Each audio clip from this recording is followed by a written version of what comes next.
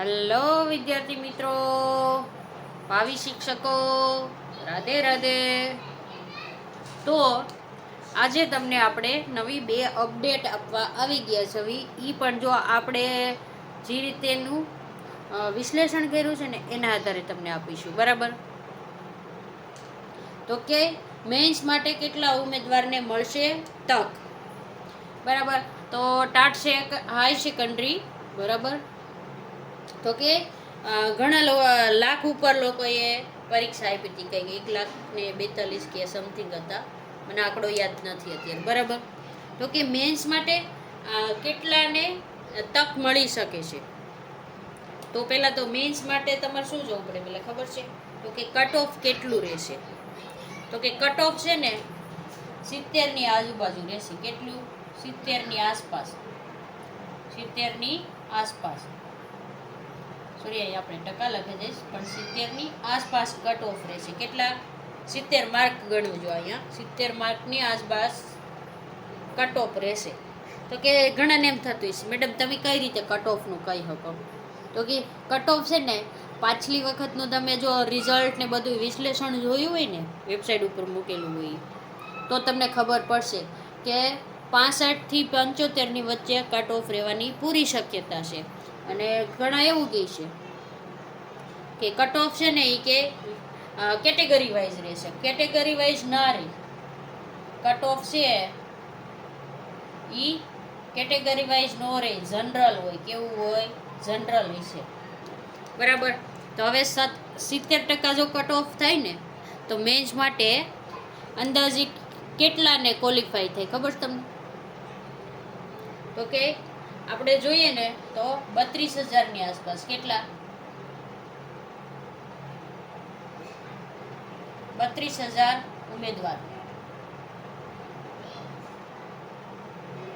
Sorry, 32,000 આપણે total નથી કહેવા, આસપાસ. સોરી, આસપાસ એટલે કે અંદાજિત આંકડો છે. કયો છે? 32,000 છે ને એ આપણો અંદાજિત આંકડો છે. 32,000ની આસપાસ ઉમેદવારને મેન્સ દેવા મળશે. મેન્સ દેવા મળશે. જો આપણે બહુ લાંબુ ન લખવું પડે એટલે.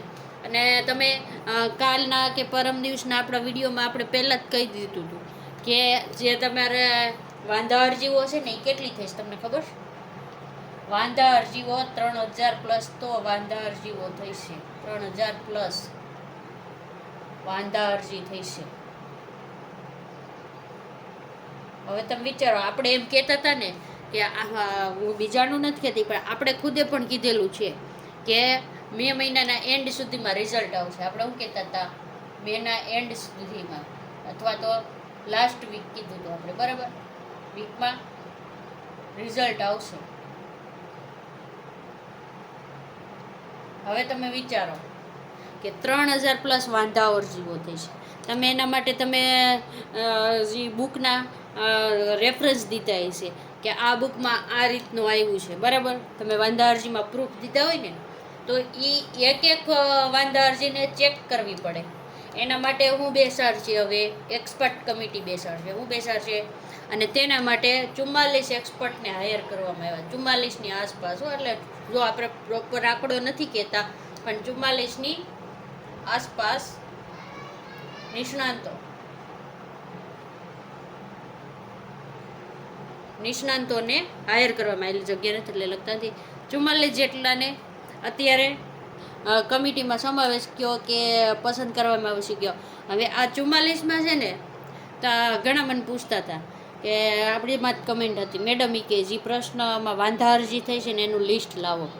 તો ભાઈ માફ કરજો, કારણ તમારે 20થી વધારે વિષય હોય છે. મેન્સ તો 100 માર્કનું પેપર હોય છે. બાકી જે હોય ને એ ગુજરાતીવાળાને ગુજરાતી હોય, હિન્દીવાળાને હિન્દી હોય, ગણિતવાળાને ગણિત હોય. એ રીતનું તમારે હાઈ સેકન્ડરીમાં હોય છે. અને 20+ વિષયમાં તમારે જે મેન્સ વિષય છે ને, તમારો મેન વિષય એ આવે. તો એકના આપણે વિડીયોમાં પ્રશ્ન આવરી ન શકીએ કે આટલામાં આપણને ગ્રેસિંગ મળશે કે આમાં 2 ડબલ જવાબ આવે છે, બરાબર? એ તમારે તમારી રીતે નક્કી કરી લેવાનું.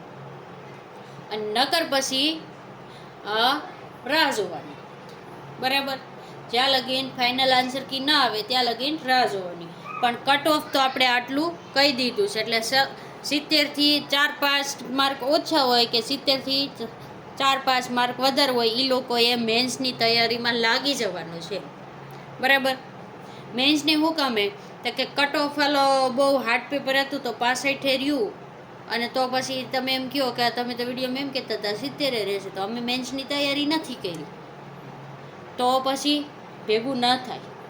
જેને 65 ઉપર હોય ને, હું તો એમ જ કહું કે જો 30 પ્રશ્ન 3000 પ્લસ વાંધા અરજીઓ થઈ છે, અને મેન્સમાં એવા ન્યૂઝ છે કે 17 પ્રશ્ન કેટલા મેન્સની જનરલ પેપર હોય ને, જનરલ પેપર એમાં 17 પ્રશ્નમાં વાંધા અરજી થઈ છે. કેટલા?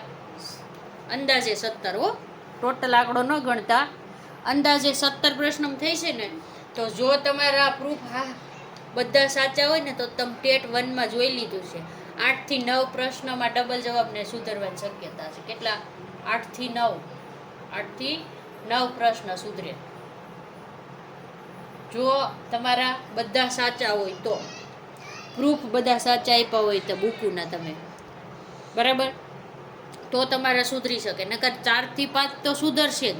એટલે હવે જેને છે ને 65 થતા હોય, બરાબર, અને એને જે ખોટા પ્રશ્ન કર્યા હોય ને એ જ પ્રશ્નમાં વાંધા અરજી થઈ હોય તો તમારે એ 5 પ્લસ થાય તો તમારે 70 નો પહોંચી જાવ ને. તો એ રીતે તમારે અત્યારે માઇન્ડસેટ હોવો જોઈએ કે મારે 65 થાય છે ને તો મારે મેન્સની તૈયારી આજથી જ શરૂ કરી દેવાની છે. રાહ નથી જોવાની, આજથી જ શરૂ કરી દઉં. અને શીખેલું ક્યારેય એડે જાતું નથી. તમને આગલી ટેટ 2 પણ તમે દેવાના જ હશો. તમે હાઈ સેકન્ડરી દીધી હોય, બરાબર, તો તમે બીએડ કરેલા હશો તો તમને ટેટ 2 દેવા મળવાની જ છે. ને તમને ખબર છે જુલાઈ કે ઓગસ્ટમાં ટેટ 2 આવવાની જ છે. તો તમારે મેન્સ શું કરાય તો કે એક તો પદ્ધતિશાસ્ત્ર કરી નાખાય, બરાબર. પદ્ધતિશાસ્ત્ર તમારે 20 માર્કનું મેન્સમાં આવે. પછી તમારો જે વિષય હોય એ કરી નખાય. અને કોમનમાં તમારે ગુજરાતી વ્યાકરણના જે પ્રશ્ન પૂછાતા હોય એ તો કરવાના જ છે. તો બધું જ તમારે ટેટ 2માં આવશે. જો તમે ટેટ 2નો સિલેબસ જોયો હોય ને તો અંદાજિત 32 માર્કનું ગુજરાતી હોય છે, ભાષાવાળાનું કહું છું, બરાબર. અને નકર ભાષાવાળાનું કહું છું, આ 32નું ગુજરાતી હોય ને 32નું શું હોય? ઇંગ્લિશ હોય. એટલે જે તમારે મેન વિષય હોય ને એ મારે ગુજરાતી છે તો હું ગુજરાતીનું વિચારું.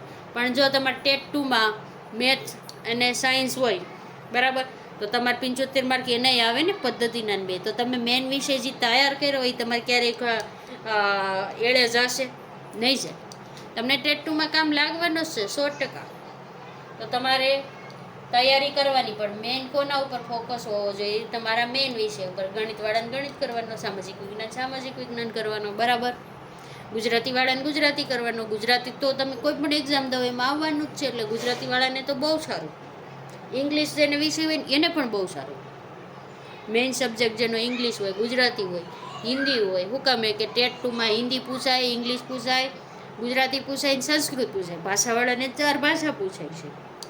એવી રીતે હવે તમને એમ થશે કે કટ ઓફનું કહી દીધું, મેન્સ માટે કેટલા ઉમેદવાર સિલેક્ટ થશે તો કે 32,000ની આસપાસ. હવે એમ થાય ને કે એક્ઝામ ક્યારે આવશે? તો કે એક્ઝામનું જો તમે શિડ્યુલ જોવો ને તો કે આપણે જે પહેલાં વિચારણા હાલતી હતી ને એ 31 મે સુધીમાં આવવાની હતી. પણ જો તમારે 3000 પ્લસ વાંધા અરજી થઈ હોય ને તો તમારું મે મહિનામાં ક્યારેય રિઝલ્ટ ના આવે. તમે વિચાર કરો, હજી આ એક્સપર્ટ કમિટી બેસે, અરજીઓ ચેક કરશે, પછી તમારી ફાઇનલ આન્સર કી આપશે, બરાબર. ફાઇનલ આન્સર કી આવશે ને તો હજી એમાં 10 થી 15 દિવસ વહી જાય ફાઇનલ આન્સર કી, બરાબર. આવતા કેટલા દિવસ વહી જશે? હજી 10ની આસપાસ દિવસ વહી જાય. કેટલા? શું કામે એમ કહું છું? કારણ એક વિષયના એક એક્સપર્ટને પ્રશ્ન, એના જે તમે પ્રૂફ દીધા એ બધું ચેક કરવું પડે, પછી વિચારણા કરવી પડે કેટલા માર્ક સુધારવા, અને પછી ફાઇનલ આન્સર કી આપે. અને ફાઇનલ આન્સર કી આપે ને પછી તમારું 8 થી 10 દિવસે રિઝલ્ટ આવે. કેટલા દિવસે આવે? જો આપી દે તો 8 થી 10 દિવસે રિઝલ્ટ આવશે. શું આવે? રિઝલ્ટ. જો ઉતાવળ કરે તો. હવે તમે વિચાર કરી લો, આજ 15 તો થઈ, 14 તો થઈ ગઈ, આજ 14 જ છે ને, આજ 14 તારીખ થઈ. હવે આ 14 તારીખની આજુબાજુથી 10 ગણો ને એટલે કેટલી થશે? 24 થઈ. 24માં પાછા 8-10 દી ગણો, 24 પછી તો કેટલી થઈ જાય? 2-3 તારીખ થઈ જાય. અને એ ક્યારે આવી જાય?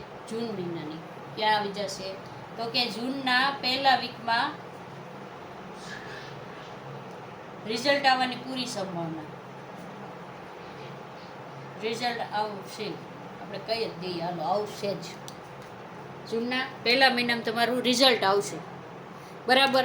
અને એના પછી તમારી એક્ઝામ, તો કે જૂનમાં આવે ને, તો જૂનમાં 7 તારીખે તો કે જીપીએસસી વાળાની પરીક્ષા છે. પછી તમને ખબર છે કે 7 તારીખે બીજા કોની છે?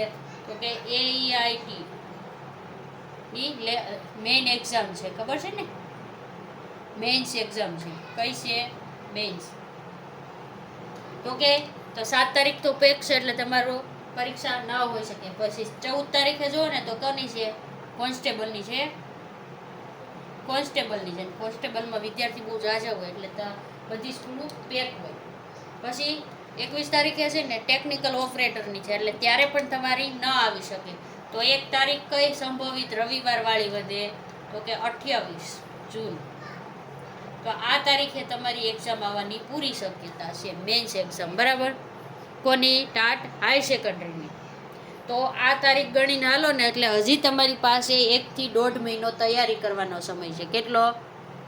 1 થી 1.5 મહિનો મેન્સની તૈયારી કરવામાં ભૂક્કા બોલાવી દેવાય. ગુજરાતી 100 માર્કનું કોમન કરી નખાય, જેને સેકન્ડરી ને હાઈ સેકન્ડરી બે હોય, અને તમારો વિષય કરી નાખાય, એટલે તમે 100% પાસ થઈ જ જાઓ. કેટેગરી વાળાને 110 પાસ થવાનું છે, અને જનરલ વાળાને 120 છે. હવે તો મેન્સ જ ગણાવવાની છે, તો તમે મેળવી શકો છો. તો જો તમને આ મારી માહિતી સારી લાગી હોય અને સમજમાં આવી હોય તો વિડીયોને લાઈક કરી દેજો અને ચેનલને સબસ્ક્રાઈબ કરી દેજો. રાધે રાધે.